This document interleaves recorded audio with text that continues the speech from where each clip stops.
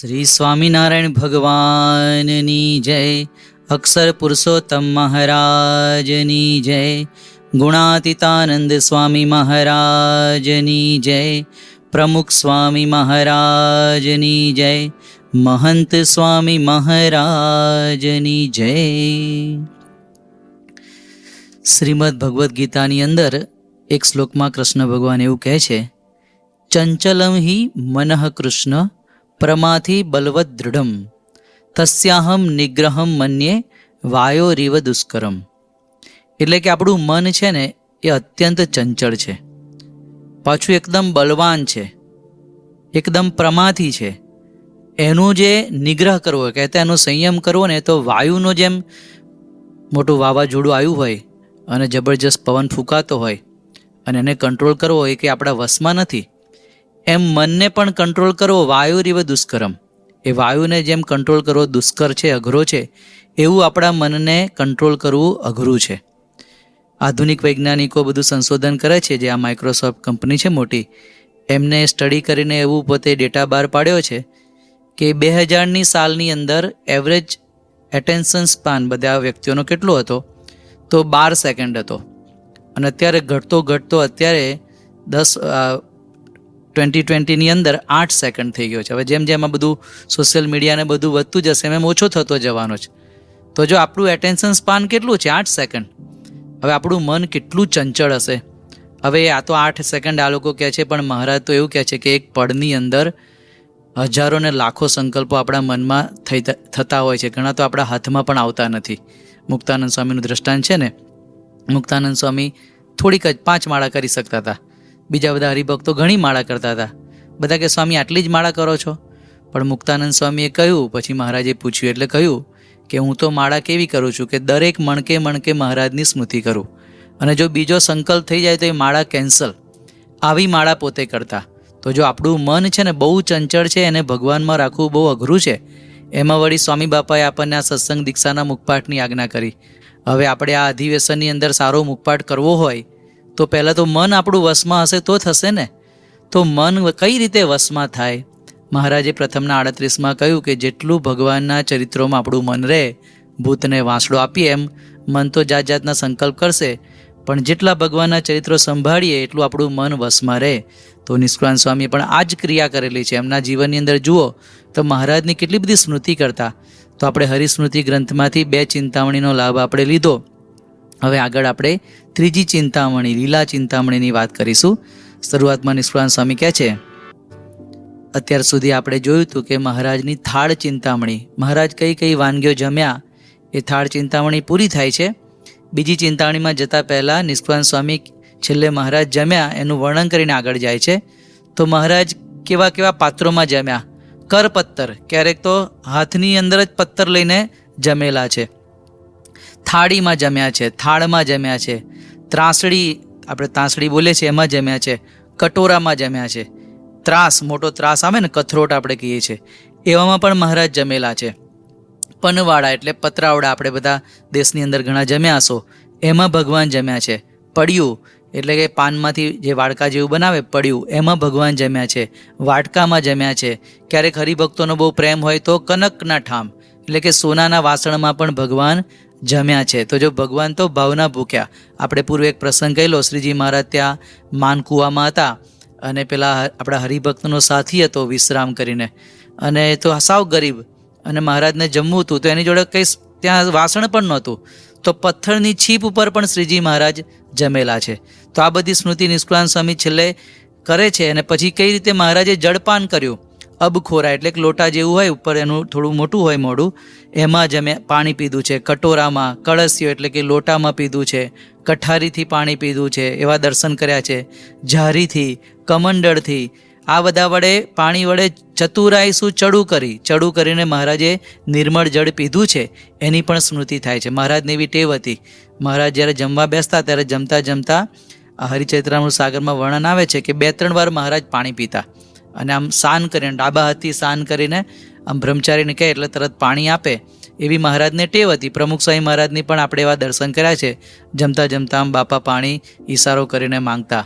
અત્યારે આપણા ગુરુહરિ મહંત સ્વામી મહારાજ છે એ તો એમના સેવકો વાત કરે છે કે બહુ ઓછું જળપાન કરે છે, પહેલેથી જ આમ પાણી બહુ જ ઓછું સ્વામી પીતા હોય છે. પણ આવી બધી મહારાજે જળપાન કર્યું એની સ્મૃતિ પણ નિષ્કુળાનંદ સ્વામી આ કરી અને હવે આગળની લીલા ચિંતામણીની શરૂઆત કરે છે. તો આ લીલા ચિંતામણી આવી તો જુદી જુદી 7 ચિંતામણી છે. આ તો આપણે જો ત્રીજી ચિંતામણીમાં પહોંચ્યા છીએ. પણ જો આ મહારાજની આ બધી ચિંતામણીનું આપણે શ્રવણ કરીએ તો આપણું મન ભગવાન સિવાય ક્યાંય જાય જ નહીં. હમણાં પૂજ્ય વિવેક સાગર સ્વામીએ અમારી એક સંતોની સભામાં વાત કરેલી કે યોગી બાપા એમના જૂનાગઢની વાત કરતા, અમારા જૂનાગઢમાં આમ, અમારા જૂનાગઢમાં આવા સંતો. એમાં એક સંત એવા હતા કે આ 7 ચિંતામણી એમને મુખપાઠ કરેલી અને રોજ બોલી જાય.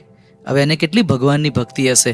7 ચિંતામણી મુખપાઠ કરીને રોજ બોલે, એમનું મન કેટલું ભગવાનમાં રહેતું હશે. તો આવી રીતે શ્રીજી મહારાજની આગળ હવે આપણે લીલા ચિંતામણીનું શ્રવણ કરીશું.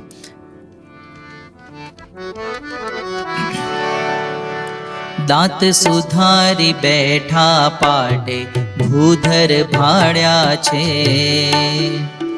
આવ્યા જન પૂજવાને માટે ભૂધર ભાડ્યા છે. ચર્ચે ચંદન મળ્યા ઘરે ભૂધર ભાડ્યા છે, કુમકુમ કસ્તુરી કેસરે ભૂધર ભાડ્યા છે. સારી સુખડ શરીરે ભૂધર ભાડ્યા છે, જન ચર્ચી ધીરે ધીરે ભૂધર ભાડ્યા છે. કર્યા કુમકુમના ચાંદલા ભૂધર ભાડ્યા છે, શોભે ચોખા ચોડ્યા ભલા ભૂધર ભાડ્યા છે. હૈયે લલાટે 2 હાથે ભૂધર ભાડ્યા છે, કર્યા તિલક ચંદ્ર સાથે ભૂધર ભાડ્યા છે, ભૂધર ભાડ્યા છે. મહારાજ જમીને પછી પાટ ઉપર બેઠા છે. દાંત સુધારી એટલે દાંત સાફ કરીને મહારાજ સળી વડે દાંત સાફ કરતા. ચેષ્ટામાં પણ વર્ણન આવે છે. પ્રમુખ સ્વામી મહારાજ પણ એવી રીતે પહેલા પોતાના દાંત સાફ કરતા. તો દાંત સુધારીને મહારાજ પાટ ઉપર બેઠા છે, એવા ભૂધર ભાડ્યા છે. હવે આ શ્રેણી શરૂ થશે. ભૂધર ભાડ્યા છે, આગળ આપણે જમતા જોયા છે એવું જોયું હતું. હવે ભૂધર ભાડ્યા છે, આવ્યા જન પૂજવાને માટે. મહારાજ જમીને બેઠા છે ને ભક્તો એમની પૂજા કરવા માટે આવ્યા છે. ચર્ચે ચંદન મળ્યા ઘરે કુમકુમ કસ્તુરી કેસરે, એટલે કે બધા ભક્તો ચંદન વડે કેસર વડે મહારાજની પૂજા કરે છે, લેપન કરે છે, અર્ચા કરે છે. એવા મહારાજને જોયા છે. કર્યા કુમકુમના ચાંદલા, ચંદનનો લેપ કરીને એમાં કંકુના ચાંદલા કરે છે, એવા પણ મહારાજને જોયા છે. તો શ્રીજી મહારાજની ચંદનની અર્ચા ભક્તો કરતા. એકવાર મહારાજે પંચાળાની અંદર પુષ્પદોલોત્સવ કરેલો અને દેશ પરદેશથી બધા હરિભક્તો આવેલા. એમાં છેક મધ્યપ્રદેશના હરિભક્તો આવેલા. ઉત્સવ પૂરો થયો અને પછી બધા હરિભક્તોને જવાની ઉતાવળ હોય, કારણ કે આ લોકો દૂરથી આવેલા અને વિશેષ ઉતાવળ હોય. એટલે મહારાજ પછી બોલ્યા કે બધા ધીરજ રાખો, બધાને મળીશું અમે, પણ પહેલાં પરદેશી હરિભક્તોને બોલાવો. પરદેશી એટલે લંડનના કંઈ નહોતા જતા તે વખતે, પણ આ મધ્યપ્રદેશના. પછી મહારાજે એમ કરીને એક હરિભક્ત સામે આંગળી ચીંધી કે તમે આવો. હવે એ બાજુના હતા, મધ્યપ્રદેશ બાજુના. અને પછી મહારાજે એમને નજીક બોલાવ્યા. એમનું નામ કાશીરામ હતું. એના હાથમાં એક પેટી હતી અને બીજું કંઈક હતું. પછી એ તો નજીક આવ્યા. પછી મહારાજ કે પૂજા કરવી છે ને અમારી, એટલે બહુ ગડગડા થઈ ગયા. એના અંતરમાં ઈચ્છા હતી કે મહારાજને ચંદનની અર્ચા કરી, પૂજા કરવી, પણ સંકોચાતા હતા કે આટલા બધાની અંદર ક્યાં મારો વારો આવશે. પણ મહારાજ તો અંતર્યામી. પછી મહારાજ કે આવો, પછી કે કરો અમારી પૂજા. પછી મહારાજને એને પ્રેમથી ચંદનની કેસરની બધી અર્ચા કરી. પછી મહારાજ કે આ પેટીમાં શું છે? તો પોતે એમના પ્રદેશનો જે પોશાક હોય એ મહારાજ માટે લાવેલા, એકદમ પ્રેમથી. તો એને વાત કરી એટલે મહારાજે ત્યાં ને ત્યાં બધો પોશાક ધારણ કર્યો. એને કહ્યું કે મહારાજ અમારા પ્રદેશનો આ વિશિષ્ટ પોશાક છે. પછી એક ધનુષ્ય પણ લાવેલા, ત્યાં બધા રાખતા હશે. પછી પેલું બાણ રાખવાનો ભાત હોય, બધું મહારાજને પહેરાવ્યું. અને શ્રીજી મહારાજના આવા સુંદર દર્શન એમને ત્યાં કર્યા. તો જો ભગવાન આવી રીતે ભક્તોના ભાવ પૂરા કરતા. ભક્તોની ઈચ્છા હોય કે ચંદનની અર્ચા કરવી છે, કુમકુમના ચાંદલા એમાં કરવા છે. એક સુંદર કીર્તનની અંદર પણ પ્રેમાનંદ સ્વામી લખ્યું છે.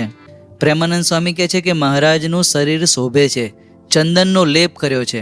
બીચ બીચ બિંદા દિયે કુમકુમ કે, આ બધા સંતો પરમહંસો અને ભક્તોને કેવો પ્રેમ હશે કે મહારાજને આવી ચંદનની અર્ચા કરતા અને એમાં કંકુ વડે ડિઝાઇન પણ બધી કરતા, ટપકા કરતા અને મહારાજનું સુંદર શરીર આવી રીતે શોભતું હશે એનું વર્ણન કર્યું છે. આપણી ગુરુ પરંપરામાં જોઈએ તો શાસ્ત્રીજી મહારાજે પણ આવો લાભ લીધેલો. ભાદરોડની અંદર ભગતજી મહારાજે જ્યારે બહુ પ્રેમથી બધાને જમાડ્યા અતિ આગ્રહ કરીને, ત્યારે શાસ્ત્રીજી મહારાજ બોલ્યા કે હવે આપની આજ્ઞાથી આ છેલ્લો રોટલો ખાઉં, પણ પછી અમે કહીએ એમ કરવા દો તો ભગતજી મહારાજે હસતા હસતા હા પાડી. પછી જમ્યા પછી કે હવે અમારે તમારી ચંદનથી પૂજા કરવી છે. તો ભગતજી મહારાજ ના પાડવા માંડ્યા. તો કે આટલું બધું પેટ ભરી ભરીને જમાડ્યું છે તો હવે અમે કહીએ એમ કરવું પડશે.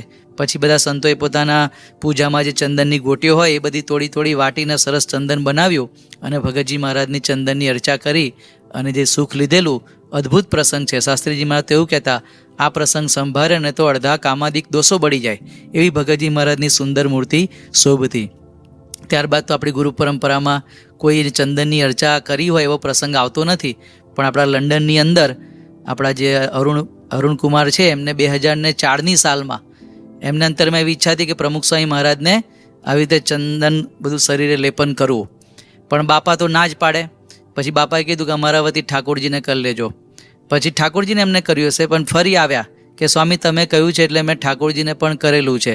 અને આપને હું વારંવાર આગ્રહ કરું છું એટલા માટે કે તમે કથામાં કહો છો ને કે બહુ કે કરીએ તો લે તેરા ધાબળા જેવું થઈ જાય. એટલે કે આજે તો હું ચંદન લઈને જ આવ્યો છું, એટલે તો ચંદન બધું તૈયાર કરીને જ આવ્યા હતા. પછી એમને વાત કરી કે સ્વામી આ તો પ્રસાદીનું છે, મેં બધા શિખરવત મંદિરમાંથી ઠાકોરજીના ચંદનની ગોટી મંગાવી છે અને આ બધું ચંદન ભેગું કર્યું છે અને આજે તો ઈચ્છા છે કે આપ મને આવી રીતે ચંદનનો લેપ કરવા દો. તો હવે સ્વામી બાપા તો જોઈ રહ્યા, કારણ કે આમનો તો ફોર્સ એવો અને આમ એકદમ બોલે. પછી બધું પત્યું એટલે બાપા કે નજીક આવ્યા એટલે સ્વામી એક આંગળી બોળી. પછી કે લો તમારો સંકલ્પ પૂરો. તો કે તમે તો યોગી બાપા જેવું કર્યું, એમ આંગળી બોળી દીધી, એમ નહીં. પછી એ કે મને કંઈ નહીં. તો પછી રકઝક થઈ, બાપા તો ના જ પાડે. તો કે છેલ્લે એક ચાંદલો તો કરવા દો. પછી સ્વામી બાપાએ એમને ચાંદલો કરવા દીધો. અને પછી પ્રમુખ સ્વામી મહારાજ એવું બોલ્યા કે હવે આપણે આવો સંકલ્પ કરવો નહીં, કારણ કે આ ચંદનની અર્ચા બધું કરો. બાપા કે અમને શરદી થઈ જાય એમ કહીને બાપાએ ત્યાં છીંક પણ ખાધી. સ્વામીને છીંક આવી. પછી પેલા અરુણકુમાર કે હું મહારાજને પ્રાર્થના કરીશ તમને શરદી નહીં થવા દે. પછી સ્વામી બાપા કે તમે કહો પણ છીંકવાનું તો મારે ને, એમ કહીને બાપાએ ગમ્મત કરી, પણ એમને આ ચંદનની અર્ચા કરવા દીધી નહોતી. તો એ પ્રસંગની પણ આપણને સ્મૃતિ થાય છે. પછી બાપાને ઘણી વખત ખાલી કપાળ ઉપર ચંદનની અર્ચા સંતો કરતા એવા આપણે દર્શન કર્યા છે. મહંત સ્વામી મહારાજને પણ કપાળ ઉપર સંતો ચંદનની અર્ચા કરતા હોય છે, તો એવા પણ દર્શન આપણે કરેલા છે. એક વખત મહંત સ્વામી મહારાજ હમણાં સારંગપુરમાં બિરાજમાન હતા, તારીખ 27 મે 2019, અને તે વખતે સ્વામીની પૂજામાં તે વખતે આ ચંદનના વાઘાનો જે સમય ચાલતો હતો એટલે પેલું ચંદનનું ભજન મધુરોદન સ્વામી ગાયું, ચંદન સે ઘનશ્યામ બિરાજત. એમાં આવે છે કે શ્વેત ચંદન કો જામો પહેર્યો ઉર વૈજયંતી માલ. તો બાપા તો બધું એકદમ સાંભળતા હોય, એવી રીતે ભક્તિભાવથી દર્શન કરતા હોય. એટલે પછી સ્વામીએ નારાયણ મુનિ સ્વામીને પૂછ્યું કે આ ચંદનનો જામો કઈ રીતે થાય. પછી નારાયણ મુનિ સ્વામી હસતા હસતા વાત કરી જે આપણને કોઈને ખબર નથી. તો મુનિ સ્વામી કહે કે સ્વામી પરમહંસો તો આવું કરતા, પણ પછી તો આ ચંદનના વાઘાની શરૂઆત અખિલ સંપ્રદાયમાં તમે જ કરાવી છે. કારણ કે પહેલાં તો ચંદનના વાઘા એટલે શું, ખાલી ચંદનના ટપકા જ કરી દેતા હતા મૂર્તિને, પણ તમે આખી મૂર્તિ ઉપર ચંદનનો લેપ કરવાનો અને એમાં ડિઝાઇન કરવાનું ચાલુ કર્યું. અને પછી આ પ્રણાલી અખિલ સ્વામિનારાયણ સંપ્રદાયમાં બધાએ સ્વીકારી લીધી. તો જો મહંત સ્વામી મહારાજ આવી રીતે ચંદનના વાઘાની આવી ડિટેલમાં જે વાઘા થાય છે ડિઝાઇનવાળા, એ બધા એમને શરૂઆત કરાવેલી. પછી એક પ્રસંગ યાદ કર્યો કે બોચાસણમાં તો આપે એક વખત વાઘા કરવાની અંદર સ્વામીને તો ધીરજ બહુ, પરફેક્શન બહુ.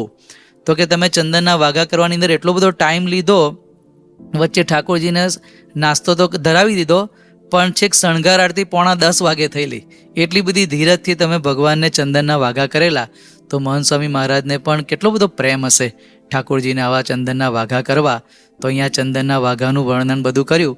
મહારાજ જમીને બેઠા છે, પછી ચંદનની અર્ચા બધા ભક્તો કરે છે. હવે મહારાજ જુદા જુદા વસ્ત્રો કેવા પહેરતા એની વાત અહીંયા નિષ્કુળાનંદ સ્વામી કરે છે. હવે મહારાજે જુદા જુદા વાઘા પહેરેલા છે એની વાત કરે છે. પહેલાં તો મહારાજે વનકડ એટલે સણનું કાપડ પણ મહારાજે પહેરેલું, એવા દર્શન એમને કર્યા છે.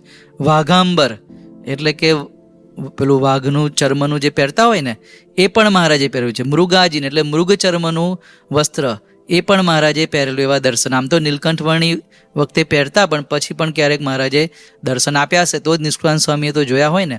પછી ટાટાંબર એટલે કે ટાટ, જે મહારાજ એકવાર નહીં પરમહંસોને ટાટ પહેરવાનું કહેલું, એ પહેરેલા પણ મહારાજને દર્શન કર્યા છે. પછી કોપીન કટવેડે એટલે કે કોપીનની ઉપર એક ટુકડો બાંધેલો, જેમ સ્નાન કરવા માટે સંતો જતા હોય ટુકડો બાંધે ને એવો ટુકડો બાંધેલો, એવા પણ મહારાજના દર્શન કર્યા છે. અલ્ફી પહેરેલા પણ મહારાજના દર્શન કર્યા છે. પછી કહે છે કે ગોદડી ચાદર ચોફાડે, ગોદડી ઓઢેલા, શિયાળો હશે મહારાજે ગોદડી ઓઢી હશે, ચાદર ચોફાડ ઓઢ્યું હશે, એ પણ દર્શન કર્યા છે. તો શ્રીજી મહારાજના આવા જુદા જુદા દર્શન એમને કરેલા છે. એકવાર મહારાજ ત્યાં ગઢડામાં હતા અને માગસર મહિનો હતો અને ઠંડી ઘણી બધી હતી. તો મહારાજ કથા કરતા હતા અને સહેજ ઠંડી જેવું લાગ્યું હશે એટલે હરિભક્તે એમનો ખડીયો ઊભા થયા અને એમના ખડિયામાંથી એક ધાબળો કાઢ્યો અને મહારાજને ઓઢાડી દીધો. પણ એ ધાબળો એકદમ બરછટ હતો અને મહારાજની ચામડી તો એકદમ કૂણી, તો આમ ઘસાય તો પણ આમ વાગે એવો ધાબળો બરછટ હતો. એટલે મુક્તાનંદ સ્વામી ઊભા થયા અને મુક્તાનંદ સ્વામી એક સરસ શાલ લઈ આવ્યા અને મહારાજને કે ચલાવો આ ધાબળો મને આપી દો, આ શાલ તમે પહેરો. તો મહારાજ કે કેમ? તો કે આ ધાબળો બહુ બરછટ છે, તમને વાગશે ને, આ શાલ સારી છે. તો મહારાજ શું બોલ્યા કે ધાબળો બરછટ છે પણ પેલા ભગતનો ભાવ બહુ સુંવાળો છે.